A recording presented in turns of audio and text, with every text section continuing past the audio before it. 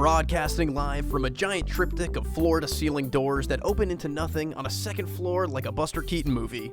This is Pop Culture Reference, your one-stop reference for all things pop culture. I'm one of your hosts, Seamus Connolly. And I'm Garrett Strother. And today we are talking Roadhouse, the original Patrick Swayze Roadhouse, in preparation for the new Jake Gyllenhaal version remake, Amazon remake that is coming out in the next week. I am very excited to talk about this movie with you, Garrett. This is both of our first times watching this, a movie I have maybe heard a billion jokes about for my entire life. It's a very strange one, but I'm very excited to talk about it. Seated would not be a word. It blew my expectations up like dynamite in a barrel in terms of just what this movie is, how strange it is. What it's about, how they go about it. It's the weirdest thing in the world. I kind of love it. It's like Roger Ebert says, it's not what a movie's about, it's how it's about it. But in Roadhouse's case, it is both of those things. Very much both of those things. But before we get into that, Garrett, let's talk Star Wars. The Acolyte trailer dropped today, the upcoming Disney Plus series that is set in the High Republic era. What are your thoughts? What did you think of this trailer? I am very into the look of the live action. It is a little bit grimier than I expected it to be, but it doesn't look grimy like Obi-Wan Kenobi or Ahsoka. It looks grimy like Andor, which is interesting. A nice sweet spot to be in. I was gonna say, if that's the case, I'm there for it. We get many glimpses of very interesting things, very like hand-to-hand combat focused scenes, but also like, I mean, come on, that lineup of Jedi igniting lightsabers running into battle, that's got me really excited, and that might be my biggest downfall with this show, is that this trailer made me very excited. Vernestra Rowe, who is a character from Phase 1 and Phase 3 of the High Republic, is making her debut on screen. Not just on screen, but I believe is now going to be the first original character from the High Republic adapted into live action. In the novels, she is a teenager, but here she is like a fully grown woman. So presumably this will be set approximately, 10 to 20 years after Phase 1 and Phase 3 of the High Republic, which will be really interesting to see the fallout from everything that's, I mean, we don't know how Phase 3 ends yet, but I'm very interested to learn glimpses of what is to come from this new series. Yeah, I am very excited. I'm glad that it's not so isolated in the High Republic era, that we're not gonna get some goodies here and there of what we know from the books. I'm very excited to hear more of an immediate aftermath kind of thoughts about a lot of the events that were going down that we talked about in our earlier episodes about like Phase 1 of the High Republic, maybe even some other properties perhaps that dabble in the High Republic here and there. I want names, I want live action adaptations. I'm very interested in this. I couldn't get any of my coworkers to even care a little bit about this, which is not super heartening, considering that I think this might be a pretty big barrier to a lot of people of like, oh, I've got to read a bunch of books to understand what's happening in this show. I think you don't, though, and I don't think Anyway is setting that up. They're like, yo, what if a bunch of Jedi? And I am like, yes to that. And I'm hoping that it's that simple, but how many people did you hear moaning and whining about when Ahsoka was coming out, and they're like, I have to watch what? I have to watch a bunch of cartoons for babies? Like, people don't want to do work to enjoy Star Wars, If I'm being honest, I feel like that's because Ahsoka's a fault of Ahsoka is that people know who Ahsoka is because they know she's on the shows for babies, which I don't view them as, but Of course. Yes.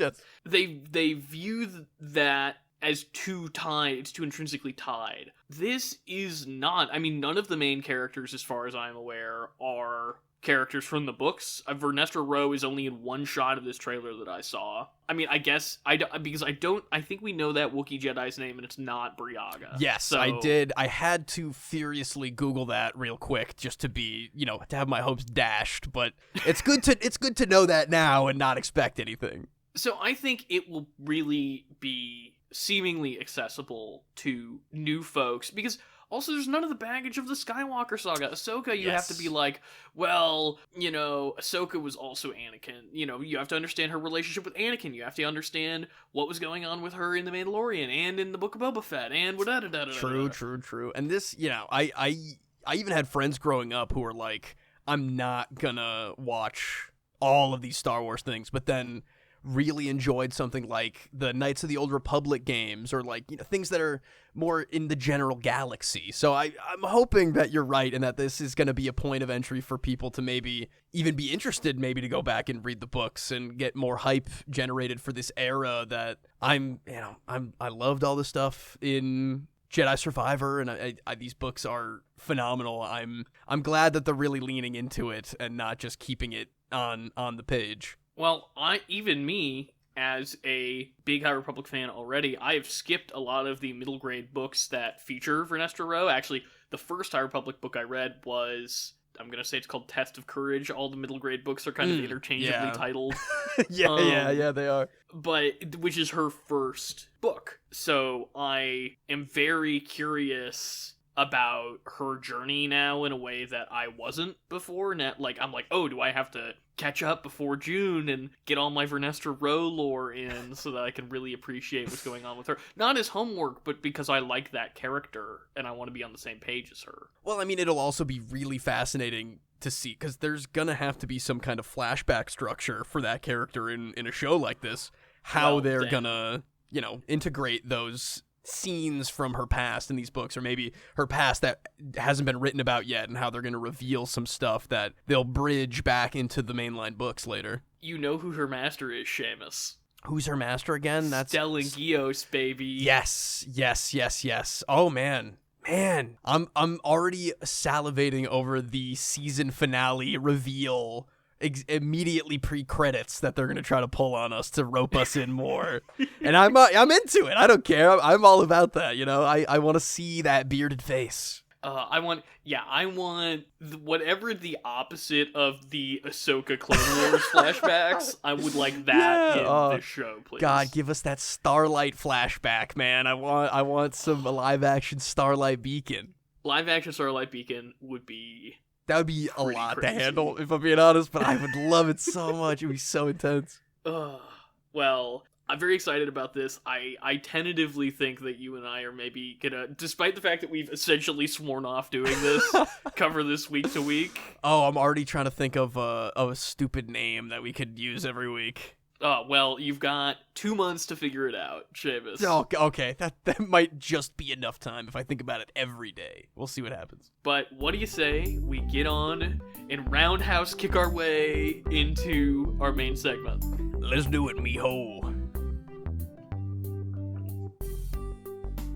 For today's main segment, we are talking about the original Patrick Swayze Roadhouse. This is one of the weirdest movies I've maybe ever seen. A movie I've heard about for pretty much my entire life. Heard a lot of jokes about it where it's just about like, oh yeah, Patrick Swayze just beats people up or whatever. And that is a lot of this movie. I will give you that. But man, is it a lot more than that as well. It is truly, I was just like pretty much confused from start to finish, both on what was happening and how everything was happening, how everything was presented to me as a viewer.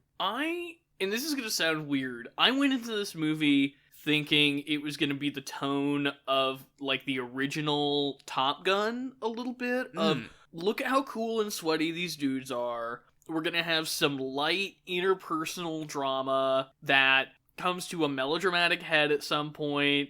But it's mostly about, like, these guys are getting to know each other at the Roadhouse, and there's some, bar fights and whatever. And for about half of this movie, I'm like, yeah, this is what I expected this movie to be. They're stepping you right there. And then it takes not to get too far ahead into spoilers, it takes a massive tonal shift about halfway through that is, I cannot emphasize enough how bizarre a turn it takes. I mean, it goes from a really 80s movie to a different kind of really 80s movie.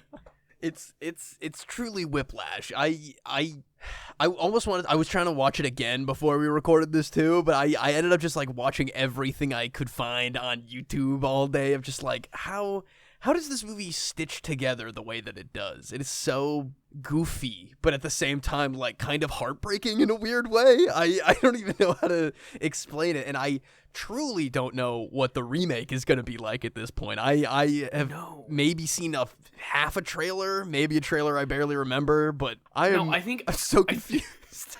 I think I saw, like, a couple of clips in the Amazon pre-roll, like, the commercials before the trailers at the movie theater, and Amazon is like, yo, we know we don't have movies in theaters, but watch our movies at home and also be quiet during this movie. And I think there was a couple of images of Jake Gyllenhaal, like, flipping a guy over or something. Sure. I don't know. And I mean, maybe I'm judging this too early, but I don't know if Jake Gyllenhaal can be as weird as Patrick Swayze was in this movie. I don't know if he'll be able to match that Dalton energy, which is, like, honest to God, like, no other character in cinema I can think of has that kind of characterization. It's so strange. Patrick Swayze, that was a real movie star.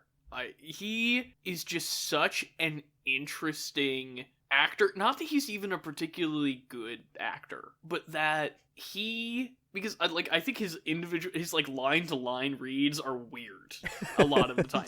Just in this movie where every line read is weird, but he has such a fascinating balance of machismo and tortured interiority and vulnerability that works especially well for the bizarre tone that this movie has. He's like a sensitive John Rambo almost. It's like he'll kill you with the look of an eye, but he's also, like, in touch kind of with his feelings. I don't know. It's so weird. And it gets weirder the longer he stays in this, like, we're a small town that, like, kind of everyone knows each other. We're all kind of banding together here against this social menace that the movie kind of turns into. It's going to be hard for me to fully articulate this thought pre-spoilers, but I really thought I understood what that character's deal was at the beginning. Character? The bad Dalton. Guy? Dalton, sure.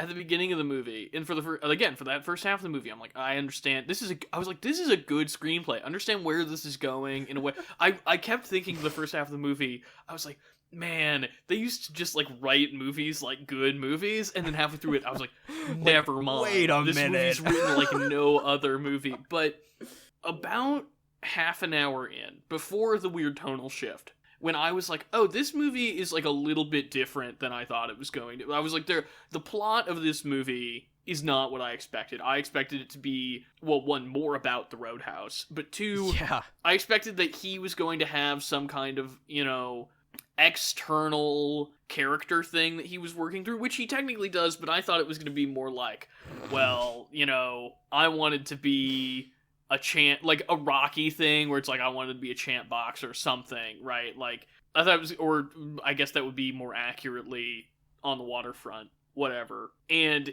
half an hour in, when it was developing the whole plot with the Wesley, right? Yes. With the main villain, I was like, oh, this is a Western. And it totally, everything just like click, click, click, click, click, click, click, like you know how they lay up bricks like dominoes, and then they push them over, and then they all fall perfectly into alignment? Yes. Yeah, it all fell into place. Love it when a plan comes together. Because everybody in this movie has a cowboy name. Like, I mean, Dalton, I guess I can't think of a famous cowboy name, but like Doc, his love interest, Doc Holliday, Wade Garrett, Pat Garrett. Like the Wesley, like all, like it goes on and on and on, including, and we could talk about this a little bit more in spoilers, but it's not even really a spoiler. Keith David is very briefly in this movie, but he gets very prominent billing. I noticed in the opening credits, and I was expecting a lot more from him, so I was very curious about what the deal with that was. So I looked up, I was like, did Keith David get scenes cut from Roadhouse? And apparently they shot enough of this movie that not just like the working cut, but like a cut of this movie was 3.5 hours long. Whoa. And a lot of the stuff that you would think would be in this movie, and again, I don't want to get too much into spoilers, is it like in the cut stuff. So Keith David had like a whole arc and a whole character crazy. that is lost on the cutting room floor, you brought up that he has a last name, and his last name is Bass. Bass Reeves is a very famous African-American U.S. Marshal. My God. Dude, is there a way to see the 3.5 hour cut? Or is this just like the Keith David's dope side story is just lost forever, no matter what? Apparently, a lot of it is a lot of clips from it is visible in trailers and TV spots, but I did not see anywhere. I didn't do a ton of research into it. I did not see anywhere that like that cut ever, because it was never, like it was still technically. I know I said it wasn't a working cut, but a lot of the time people are like, oh, the original cut of whatever was 4 hours long. And I'm like, well, that's not really what that means. Right, That's, yeah, that's just like, at one point they had 4 hours of footage they wanted in, and they made decisions early, is what that means. But like a much further into production cut of this movie was that long. Damn. And there are entire subplots that got cut and things like that. So all of this to say, this movie is a Western. It's a stranger rides into town. He has his horse. He rides into the saloon. There's a big rich man in town. Sam Elliott is there. All of these things are Western. That is true. That is absolutely true. There's a posse. There's a gang. Exactly. I mean, what is this if not like Yojimbo or Sanjuro or something? It really is. But then you have the weirdest. I twist say Western, and then I bring up samurai movies. But well, I know, but those are the exact same. Yeah, exactly. Sorry, we all know Fistful here. of dollars. Yeah. There you go. Good boy. You've done it. You've brought it all back. USA. The Magnificent Seven.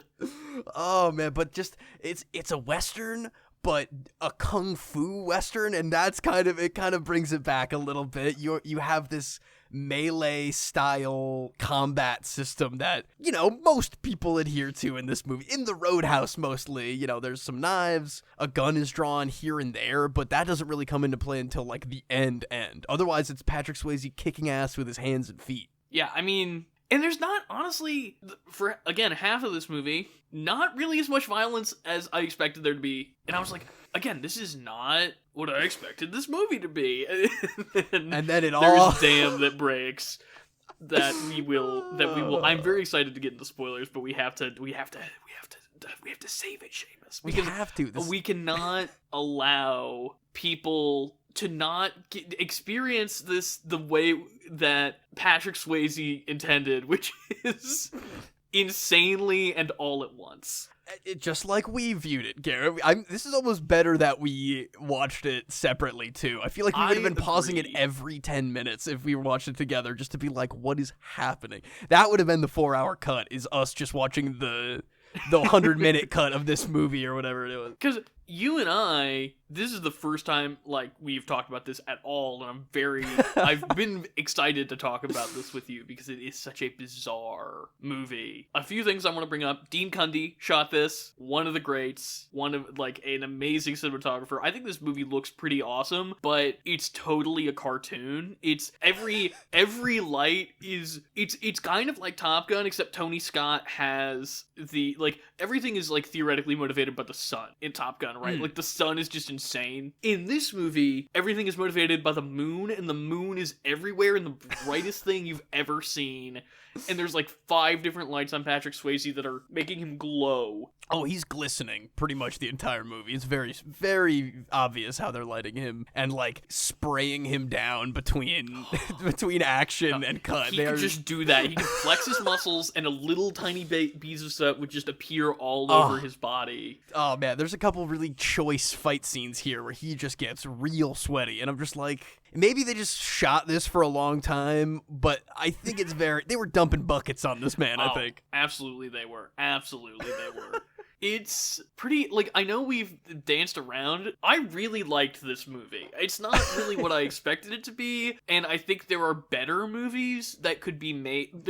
Out of that 3.5 hour cut, I think there are probably better movies that could have come out of it. However, do I really wish that those movies existed over this? Not at all. I love how insane this is. Yeah, I kind of am a big fan. I was so dismissive about this Roadhouse remake too, having never seen this, but now now I'm like insanely hyped for it as well. I love that it's the weirdest thing I've ever seen, and I would gladly double this up with, pick another Joel Silver insanity on screen movie where the main character is just like has a mullet and is insane and sweaty the whole time, and pair it up with this and you'll have a great time, I think. The thing I'm the most hoping for from the Roadhouse remake, I don't want it to be good. I don't want it to be faithful in terms of like how it's remade.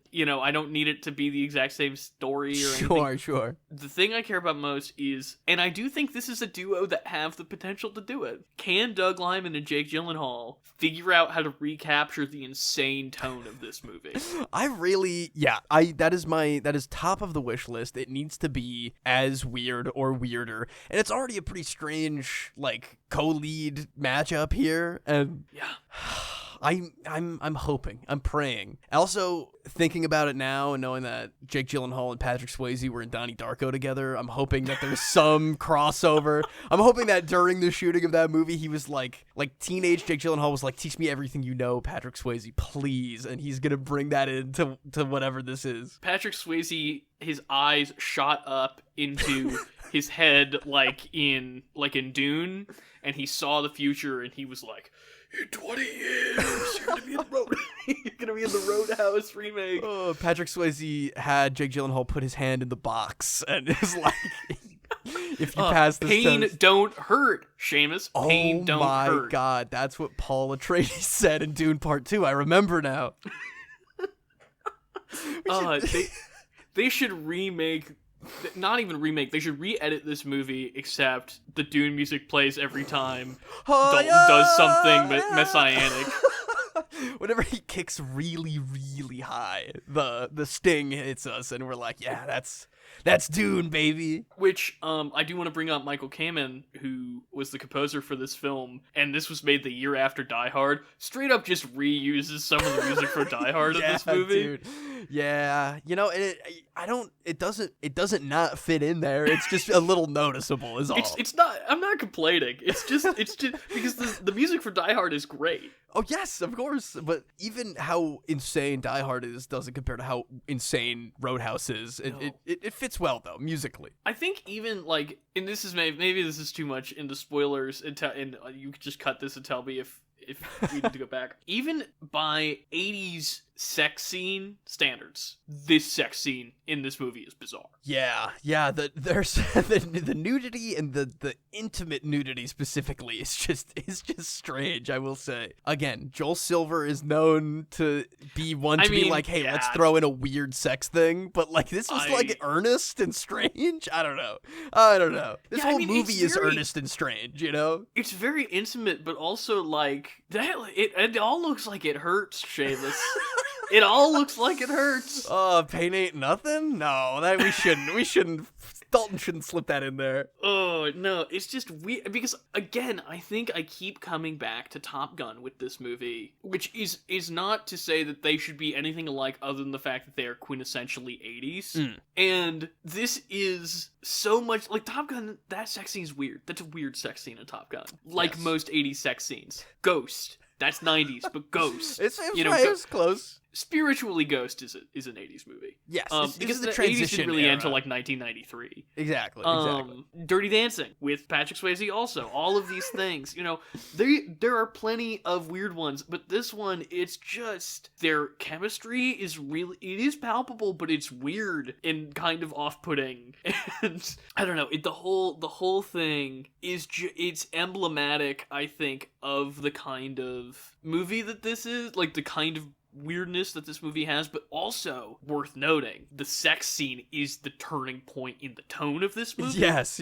Which is maybe where we call spoilers. I think we have to at this point. I think we've this is a 50-year-old movie or something like that. I think we can go into it at this point. So, official spoiler warning for Roadhouse. Seamus, did you know this was going to be Rambo at the end? Absolutely not. I if anything, I thought it was going to be more like a blood sport, kickboxer, whereas there was more of like a gamey element to the fighting. It was going to be like battle for the Roadhouse, you know, but no, it turns into murder, arson, bombings. It's crazy how it flips that switch, and then he's literally ripping people's throats out with his hands like it's the 5-finger death punch or whatever. It's the wildest thing. Yeah, I thought it was going to be, agreed, like a Karate Kid or Rocky, where not so actually, Rocky's a bad example. Karate Kid, where the external conflict is brought into an arena that is acceptable. And again, this is kind of where my brain is with the, like, I thought Patrick Swayze was going to have more of a, like, hobby or other kind of thing that was relevant. Did you think it was going to be cars? I thought it was going to be cars. Exactly. They really make a big to-do about, like, the whole Mercedes thing. Big drag race at the end where somebody's car gets blown up? Sure. They introduced a monster truck at some point. I thought that was going to be all... I mean, that's also farther into it than my earlier thoughts of his car stuff, but... Yes. It's so strange. It's just... I mean, not that... I mean, the monster truck pays off. It goes straight through an entire building. Full of cars. Through an entire car dealership. And people, I might add. I rewatched that scene today, and it's like, people have to, like, jump out of the way, and the people outside are, like, clapping and laughing like it's a thing. It's very strange. Why are all those people there? It's very weird. His Mercedes, he gives up his Mercedes to have it blow up in midair. Getting shot at only in the hood and the headlights on the approach, and then just do an absolute flip and blow up in a fiery explosion. It's a pretty fun 80s fiery car explosion. Sure, but it turns into First Blood Part 2 or Beverly Hills Cop or Die Hard or something, when the stakes of the movie up to this point have not been that big. It's been one-on-one brawls, or the gang's gonna beat you up and teach you a lesson. It's not, I'm blowing up multiple businesses that I am making money from and there will not be making... Like, how many more businesses are there left? I guess he says JCPenney's coming or whatever, but is JCPenney gonna give you 10% off the top? I don't think so, buddy. No, you're not gonna drive your monster truck through the JCPenney, you know? You don't have that much power over there. Also, if your whole goal is to gentrify Jasper, Missouri, maybe cleaning up the crappy bar is a good part of that plan, and you should be cool with Dalton just having his little corner of Jasper. But, it had to turn into... You know what it really turns into? Post-car explosion. It turns into the third act of Hard to Kill with Steven Seagal, where suddenly this, he's like a good guy. His whole thing is like the be nice speech and all that. It's like he is trying to avoid conflict wherever he can, but then he gets into Brad Wesley's house, and then he's, like, stalking the bad guy gang like he's a murderer. He's, like, leaving bodies to be found for intimidation purposes. It's like he turns into a completely different kind of violence after he rips dude's throat out earlier. Yeah, the first half of the movie, there is a weight to his violence. His whole, like, nobody ever wins a fight thing. Yeah. He's tortured by... He's Shane. It's a Western. He's the man, the hard man for hard times that does the things that normal men in society cannot do but must be done for society to function. Right. And is therefore a pariah. That's the first half of the movie. And then the second half of the movie, he goes on a killing spree to correct... to fix the illness in this little town. And I think, honestly, my biggest problem with this movie is if at the end, again, if it were Shane, and at the end he just went off and had to deal with, I freed the town, I saved the town from the might of Wesley, and now my lover hates me, and my friend is dead, and I don't belong in this new world that I've helped create, and I have to go off and be alone. That would be a really powerful ending, and exactly in line with the kind of revisionist Western that this movie is clearly influenced by. But he gets the girl and everything's fine, despite him killing all those guys. Not only is everything find in the end, he becomes like the arbiter of a group murder. He's like, sure, he's held at gunpoint once or twice, and he like defeats the bad guy hand to hand. And then everyone's just like, we're gonna vigilante shoot this guy with 3 different shotguns, and we're gonna have Homeboy and Suspenders over here like corroborate what happened, and we're all gonna walk away, and we're all gonna not talk about it. And then it's like, why is that the happy ending? They mentioned early on, he's like, oh, aren't you kind of on the run still because of that guy you killed? And then he kills a guy in the same way, and he's not on the run still anymore? Like, why does he now just like, well, the slate is clean, everyone's dead? It's like they totally switched what the entire point of the movie was halfway through. And again, both quintessentially 80s, both entertaining and movies that I liked. That's why I'm like, I would love to know what that longer cut looks like, because I think in the longer cut there's a lot more like a montage of actually like making the bar better and the things that I expected from this movie, which, because honestly, after he gets started at the bar just totally takes a backseat to the rest of the movie. And all of the fun characters that are working in that bar. The waitress girl, the fat guy who has a mullet suddenly, which I'm now realizing is probably part of that montage that we didn't see, is him getting that mullet, because I was like, this guy should be his best friend, and he's not for some reason. Everybody's got their matching red double deuce polos that you and I are getting for Halloween. Dude, mullets and polos? Come on. We'll start growing our hair out now. Let's It'll do be it. perfect. Let's do it. But it's crazy how, like, that just doesn't happen in this movie. None of that.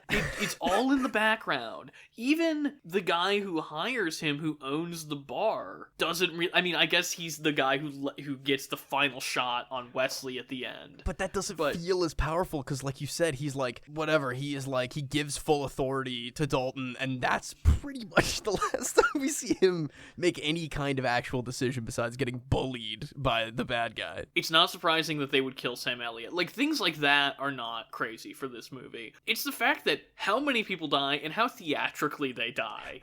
Blasted apart, throat ripped out. I mean, it's pretty, like, just having a giant combat knife buried in your chest is pretty dark stuff. I don't know. He does like a Joker thing where he's like, one lives and one dies, Batman. And then it's so strange. It's so strange. And I know the whole thing, like, I know I tried to put logic on it earlier. The whole thing is that it's a measuring contest, right? That this guy has never been told no and he can't stand to be told no. But it's still just insane how much of a turn it takes. I just watched, and I think I even rec-centered it, Fargo Season 5. Oh, yeah. And, I mean, obviously, a Western, has a very similar man that runs the town thing going. And I kept thinking during this how, I'm like, nothing on Fargo Season 5. If anything, there's crazier stuff that happens on Fargo Season 5, but it's just not presented like this, It's not presented shirtless in sweatpants, like throwing wild punches and kicks in a barn somewhere.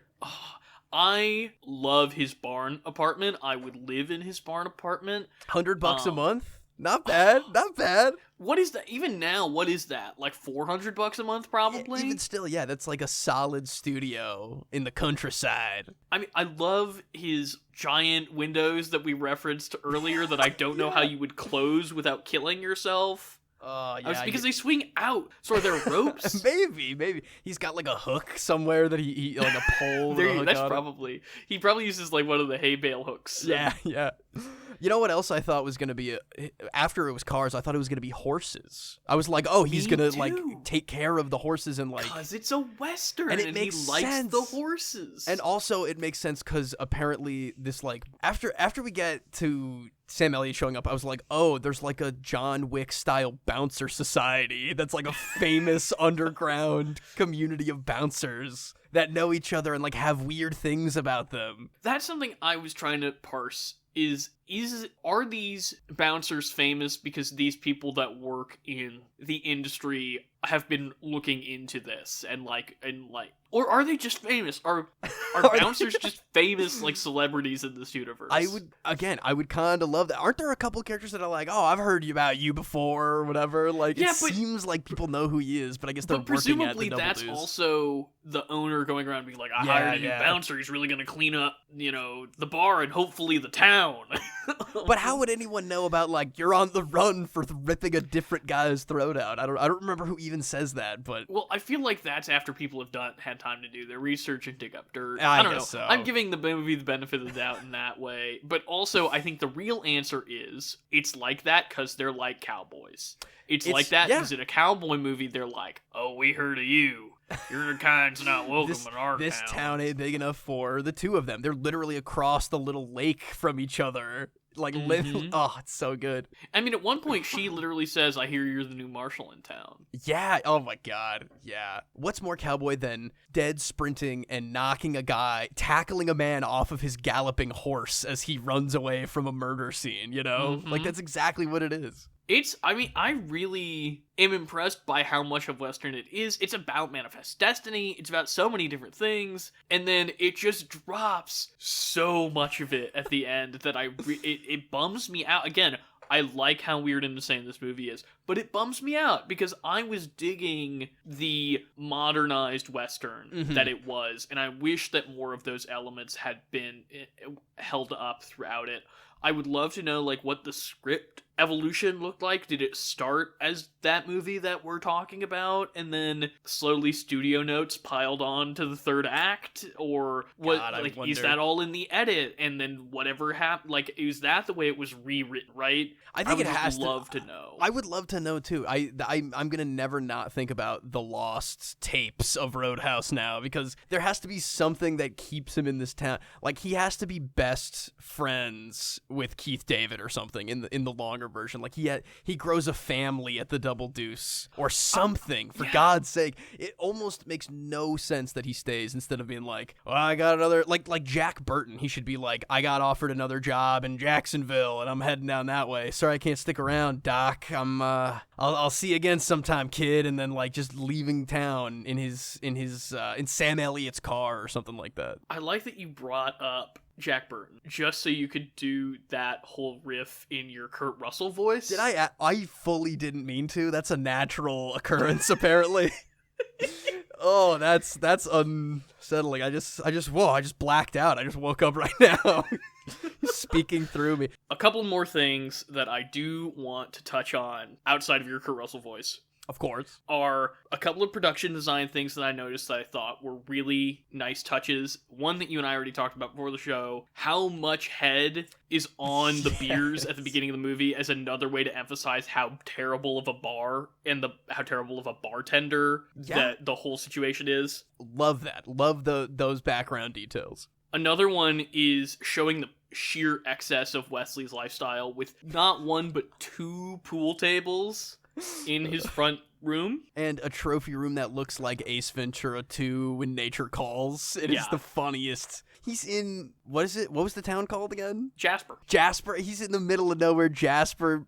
And he has, like, rhino heads on his wall. It's very goofy.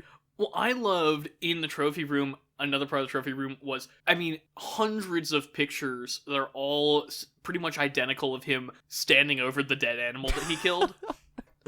And least we forget the polar bear on wheels, ready to crush but not kill homeboy in the suspenders. He's the one survivor of the bad guy bandit gang, and he turns when he's, like, at gunpoint, which is another, like, weirdly triumphant moment. They're like, we're gonna kill you if you say anything, and he's like, yeah, I won't say anything then, damn. At first, I thought maybe, so two thoughts went very quickly through my mind before they revealed who shot him at first. I thought that it was the polar bear guy. Wow, could you imagine?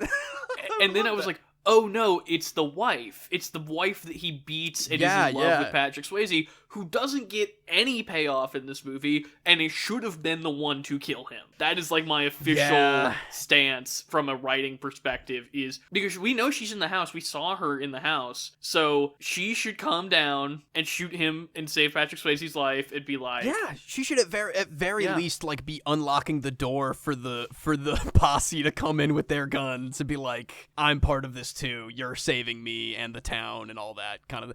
There should have been some kind of payoff for her. I guess maybe she gets life insurance from an incredibly wealthy man, but that's a weird, real thing to think about. And you never know what got left on the cutting room floor, you know? Maybe when she inherited the house, she was like, this is the new bar, and this is this is the triple deuce right here. There you go. She's giving 10% of her own wealth back to everyone else in town or something, like redistributing it. Yeah, she used all of her money to rebuild all the stuff that her husband blew up, whatever. You and I could write movies all day. Dude, what if that is what the new Roadhouse is like? What if all of our Roadhouse wishes come true, Garrett? Doug Liman somewhere is channeling, he's like, I've got 3 days to put this all in a movie. Yeah, it's my God. I hope he hears us loud and clear. Okay, couple more things. Good writing in this movie. The little vignette where Wesley is just careening down the road in his little coupe and swerving, and Patrick Swayze has to like totally out of the way off-road. And perfect. It's not the literal introduction of the character, because that's the helicopter, which is also a fine way to introduce him, but that's such great summation of exactly who this guy is and what his attitude towards the entire... Like, he doesn't care that it's Patrick Swayze, it's just anyone he would expect to do that. Exactly. He knows he's the boss, and that... I mean, he's such a Looney Tunes villain that it is almost fitting the Looney Tunes direction in which they go with every single part of his character. And finally, I think the greatest moment in the entire movie is when they blow up his Red's house, who's the nice old man that he renting it from, barn from. Patrick Swayze straight up runs out that giant second-story window and then just falls a full story and keeps sprinting like nothing happened. It's incredible. It's no wonder that he was actually like severely injured on many of the pieces of this movie that he filmed. I mean, good God. Well, that's a perfect setup, Seamus. So it's like, you know, it's coming. Oh, don't I always? Roadhouse, good movie. Weird movie. Could be better, but I'm glad it's not. Perfectly put. I think that's the best way to say all of this, is that its imperfections are why I'm gonna watch this again, maybe after the new one comes out. Absolutely. Like, it's kind of crazy. But let's go ahead and move on to our pop culture reference. Let's do it. For today's pop culture reference, we're going to be talking about the stunts of Roadhouse. The 1989 cult classic Roadhouse is well known for its campy, over-the-top, ultra-violent action. The film's star, Patrick Swayze, did most of his own stunts, including almost all of the fight choreography. Mostly known for his heartthrob performance in 1987's Dirty Dancing, Swayze was well-trained in martial arts, including wushu, taekwondo, and aikido. All of the stars in the film who had fight scenes were trained by 9-time black belt Benny the Jet Urquidez, who, upon finishing filming, was so impressed by the athleticism of Swayze that he personally recommended a future career in professional kickboxing. The one stunt Swayze pushed hard to do but was not allowed by the production was jumping and knocking another stuntman off a moving motorcycle. While filming the fight choreography with martial artigue, Swayze injured his knee, leading him to accept the leading role in his next film, Ghost, while turning down more action-focused parts in Tango and Cash and Predator 2. The upcoming Roadhouse remake also utilizes the real-life fighting talents of its co-leads, with Jake Gyllenhaal being professionally trained for his previous role in the boxing drama Southpaw, and, of course, the infamous and successful UFC career of Conor McGregor. I think that Patrick Swayze's athleticism in this movie really shows on screen. Maybe it's how absolutely chiseled he is and how much he has his shirt off, but his fight choreography in this movie is actually very, very impressive. And you can tell that it's him almost the entire movie, and that's, you know, they're not hiding behind that mullet waving around. They could have very easily done that, but it is very, very impressive. I think it's a shame that he got hurt on this movie because his physicality is so special, and I think such a great component of his acting in general, that seeing him in more action roles I think would have been really, one, good for his career. Not that I mean, Ghost was a mega hit and Tango and Cash was a flop. Of course. But could you imagine the Predator 2 Swayze cut, Garrett? Do you know how sweaty they are in that movie? so hot in LA in that movie. Actually, it wasn't even going to be a Predator movie. It was just going to be Patrick Swayze killing people in New York City. Ripping people's throats out like the Predator and running around sweating. Or no, it's Los Angeles. It's Los Angeles, isn't it? Yes. It's a hot place. It only comes in hot weather. Summer. The 90s. Drug lords are out. Yeah, whatever. Patrick Swayze is nowhere to be seen. Bill Paxton's there. This isn't the Predator 2 reference, though. I wish it were. But one day. I believe that, actually. Wait, we maybe already did that when we did Prey? Maybe? We'll do the Predator-thon, I'm sure. They're coming up on enough movies, including Alien vs. Predator, that we are coming up fast. Well, before we digress any further, why don't we go ahead and save the Roadhouse? Let's do it.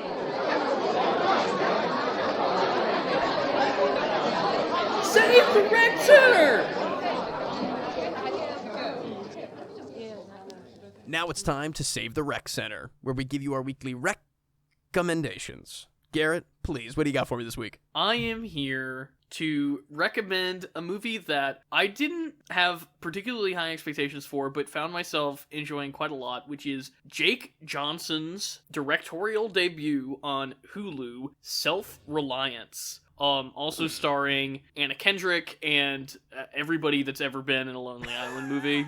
Okay. And while I do not think it is perfect, I don't think it's going to blow your socks off or anything, a lot of the times you see these directorial debuts from actors, even actors you like, and you're like, yeah, okay, this guy doesn't really have it, but it's nice that they're trying, right? And the low budget nature of this film, I think, is hiding a little bit of the fact that Johnson has really good impulses, and I was really impressed with a lot of the sequences and imagery in the movie he's making. And again, I don't know how much of it was him, how much of it was just trusting the DP, whatever, like really interesting lens choices, really interesting editing choices. He clearly has a distinctive vision that he is trying to convey. Not all of it always hits.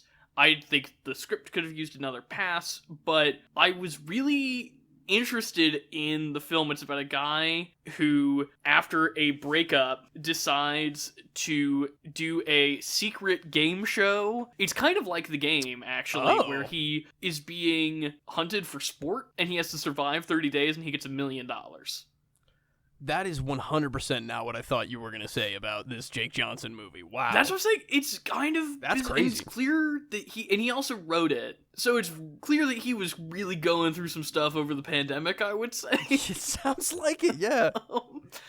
And there is a really raw, beating heart to the movie that, despite all of... Like, some of it I don't think is very funny. I already, enumerated some of my other, hesitations with it, but there's something special in there that makes me really excited for whatever he decides to do next. Well, I will definitely check that out. I have enjoyed Jake Johnson's work a lot in some of the lower budget indie stuff, like with Joe Swanberg and that, but this sounds very interesting. I would like to see what he's got under the hood for directing stuff. I will definitely check this out. I'm interested from the very short synopsis you just gave me, and I know me and you are gonna just sit down and watch The Game soon, and that's also kind of maybe influencing me, but that sounds really good. I'm gonna definitely check that out. But what do you have to Save the Rec Center, Seamus?